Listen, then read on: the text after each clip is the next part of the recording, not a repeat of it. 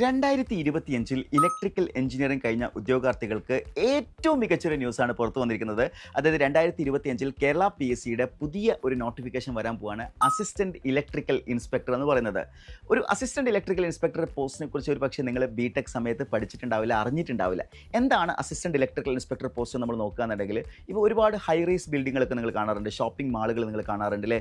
അവിടങ്ങളിലൊക്കെ ഒരുപാട് electrical installations നടക്കുന്നുണ്ട്.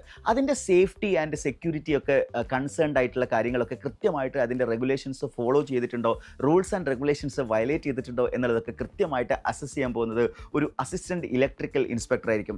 വളരെ പവർഫുൾ ആയിട്ടുള്ളൊരു ജോബാണ്. ഫോർ എക്സാമ്പിൾ നമ്മൾ പറയുകയാണെങ്കിൽ ഒരു വലിയ ഹൈ റൈസ് ബിൽഡിംഗ്, ഒരു എന്താ പറയുക ലുലു മാൾ പോലൊരു ഒരു വലിയ എന്താ പറയുക ഒരു ഷോപ്പിംഗ് മാൾ നിങ്ങൾ കൺസിഡർ ചെയ്യുക. ഈ ഒരു ഷോപ്പിംഗ് മാളിൻ്റെ പ്രവർത്തനാനുമതി പോലും ഒരു അസിസ്റ്റൻറ്റ് ഇലക്ട്രിക്കൽ ഇൻസ്പെക്ടറുടെ ഫൈനൽ സിഗ്നേച്ചറിന് ശേഷം മാത്രമേ വരുള്ളൂ. കാരണം അതിലുള്ള എല്ലാ ഇലക്ട്രിക്കൽ ഇൻസ്റ്റലേഷൻസും ആസ് പെർ ദ റെഗുലേഷൻസ് ആണ് എന്നുള്ളത് കൃത്യമായിട്ട് ഉറപ്പുവരുത്തേണ്ടത് ഒരു അസിസ്റ്റൻറ്റ് ഇലക്ട്രിക്കൽ ഇൻസ്പെക്ടറാണ്. അപ്പോൾ ഈ ഒരു ജോബിൻ്റെ എത്രത്തോളം ശക്തമായിട്ടുള്ള പവർഫുൾ ആയിട്ടുള്ള ജോബാണ് എന്ന് നിങ്ങൾക്ക് മനസ്സിലായിട്ടുണ്ടാവും. എന്ന് മാത്രമല്ല ഇതൊരു ഗസറ്റഡ് പോസ്റ്റ് കൂടിയാണ്. അപ്പോൾ ഈ ഒരു പോസ്റ്റിലേക്ക് 2025 പുതിയ നോട്ടിഫിക്കേഷൻ വരാൻ പോവുകയാണ്.